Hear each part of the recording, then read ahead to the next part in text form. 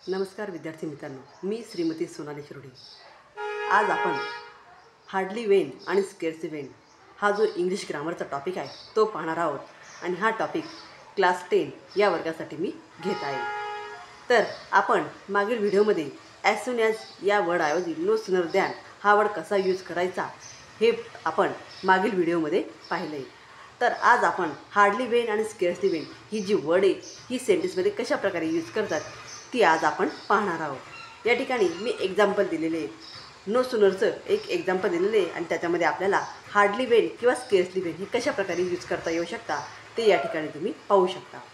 Sentence आहे, no sooner had I seen the snake than I hit it on its head. या ठिकाणी no sooner हा word आलेला आहे आणि दॅन हा वर्ड आलेला आहे। आता आपल्याला नो सूनरच्या जागेवर हार्डली आणि दॅन या वर्डच्या जागेवर वेन हे वर्ड यूज करायचे।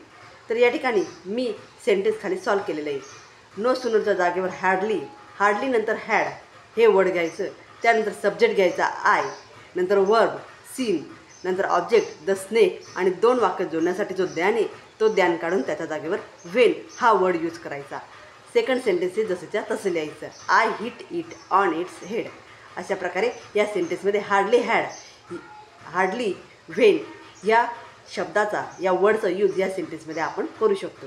त्यानंतर याच सेंटेन्समध्ये स्केर्सली वेन या शब्दाचा यूज आपण या ठिकाणी करू शकतो। तर नो सूनरच्या जागेवर स्केर्सली लिहायचं, त्यानंतर हॅड, सब्जेक्ट लिहायचा आय, वर्ब लिहायचं सीन, ऑब्जेक्ट द स्नेक, दोन वाक्य जोडण्यासाठी दॅन त्याऐवजी लिहायचं आहे वेन आणि सेकंड सेंटेन्स जसंच्या तसं लिहायचं, I hit it on its head. अशा प्रकारे हा स्केर्सली वेन हे वर्ड या नो सूनरच्या सेंटेन्समध्ये आपण यूज करू शकतो। त्यानंतर second sentence, no sooner had the egg fallen down than it broke. मग आता या सेंटेन्समध्ये आपल्याला हार्डली वेन हे वर्ड या ठिकाणी यूज करायचं आहे। तर नो सूनर या वर्डऐवजी हार्डली हॅड या ठिकाणी लिहायचा, त्यानंतर द एग सब्जेक्ट लिहायचं, फॉलन हे जसंच्या तसं लिहायचं, डाऊन हेही जसं तसं लिहायचं, नंतर दॅन या वर्डऐवजी वेन हे वर्ड लिहायचं आणि सेकंड सेंटेन्स जसेच्या तसे लिहायचे, इट ब्रोक। सेकंड, आता जसं हार्डली वेन वापरलं तसं स्केर्सली वेन वापरायचं आहे। तर नो सूनर या वर्डऐवजी scarcely had the eggs fallen down, दोन वाक्य जोडण्यासाठी वेन इट ब्रोक। अशा प्रकारे स्केर्सली वेन हे वर्ड या सेंटेन्समध्ये यूज करू शकतात।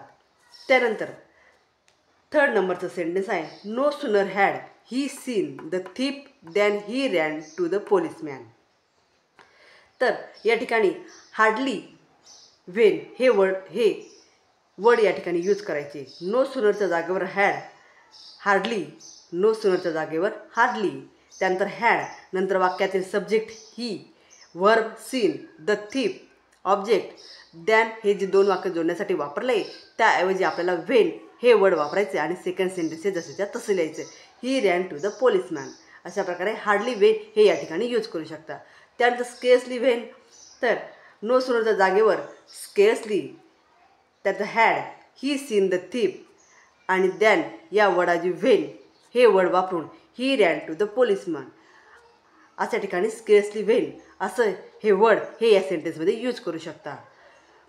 तर या ठिकाणी नो सूनर या वर्डऐवजी कशा प्रकारे आपण नो सूनर दॅन याऐवजी हार्डली वेन आणि स्केर्सली वेन या शब्दांचा यूज करून ते सेंटेन्स कशा प्रकारे सॉल्व केले हे या व्हिडिओमध्ये आपण पाहू शकता, लर्न करू शकता। विद्यार्थ्यांनो, व्हिडिओला लाईक करा, शेअर करा आणि चॅनलला सबस्क्राईब करा। थँक्यू।